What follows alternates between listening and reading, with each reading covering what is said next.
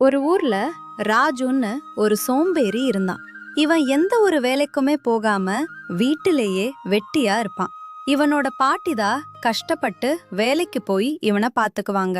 ஏண்டா ராஜு, நீ வேலைக்கு போகாம இப்படியே வீட்ல இருந்தா எப்படிடா நம்ம பழக்க முடியும்? நானே வயசான காலத்துல வேலைக்கு போறேன்.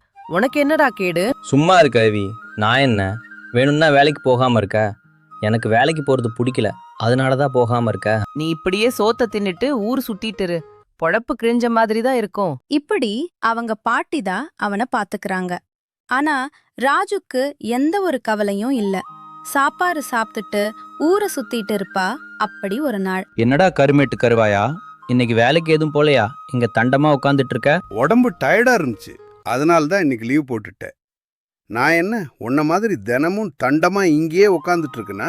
சரி சரி வா, போய் ஊரை சுத்திட்டு வருவோம். ஏண்டா வெண்ணா வெட்டி, உனக்கு இதே வேலையா போச்சாடா? ஏதாச்சும் ஒரு வேலைக்கு போ. ஏண்டா உங்க பாட்டி எவ்வளோ கஷ்டப்படுது. அப்படின்னு சொன்னதும் ராஜு அவன்கிட்ட இப்படி சொல்றேன். டேய், ஏன்டா நீ அதவே சொல்லி சொல்லி காமிக்கிற? நானே ஏதாவது வேலைக்கு போலான்னு தான் நினப்ப. ஆனா என்ன பண்றது, எனக்கு வேலைக்கு போகவே பிடிக்க மாட்டேங்குது. பாவம், இந்த கிழவியும் என்னால ரொம்ப கஷ்டப்படுது. எங்கிதான் எனக்கு பொறுப்பு வரும்னு தெரியல. அப்படின்னு சொன்னதும் அவ ராஜ் கிட்ட இப்படி சொல்றான். சரி சரி, நீ என்னமோ பண்ணு. நான் இங்க உட்கார்ந்தா என் பொண்டாட்டி என்ன செருப்பாலேயே அடிப்பா. நான் வீட்டுக்கு போறேன் அப்படின்னு சொல்லிட்டு அவன் அங்க இருந்து அவனோட வீட்டுக்கு கிளம்பிட்டான். அப்போ ராஜு இப்படி சொல்றான். கடவுளே, எனக்கு ஏதாச்சும் ஒரு நல்ல புத்திய கொடு. கடவுளே, அப்படி இல்லனா ஏதாச்சும் உதவியாவது பண்ணு.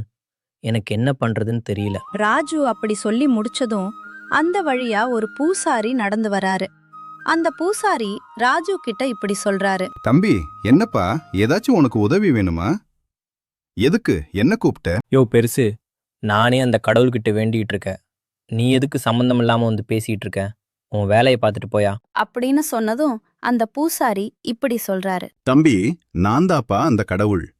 என்ன உனக்கு வேண்டும்னு சொல்லுப்பா. சரியா, நீதான் கடவுள்னு வச்சுக்கோ. நான் நினைச்சதெல்லாம் எனக்கு கிடைக்கணும். உன்னால முடியுமா? அப்படின்னு சொன்னதும் அந்த பூசாரி ராஜு கிட்ட ஒரு மந்திரம் சொல்லி தராரு. ஏப்பா தம்பி, நீ இந்த மந்திரத்தை 3 தடவை பயன்படுத்திக்கலாம். நீ நினைச்சது என்ன கேட்டாலும் உனக்கு கிடைக்கும். அப்படின்னு சொல்லிட்டு அந்த பூசாரி அங்க இருந்து கிளம்பிட்டாரு. அதுக்கப்புறம் ராஜு இப்படி பண்றான். இதெல்லாம் நம்புற மாதிரியா இருக்கு. இப்ப கூட நான் நடந்து போயிட்டு இருக்கேன்.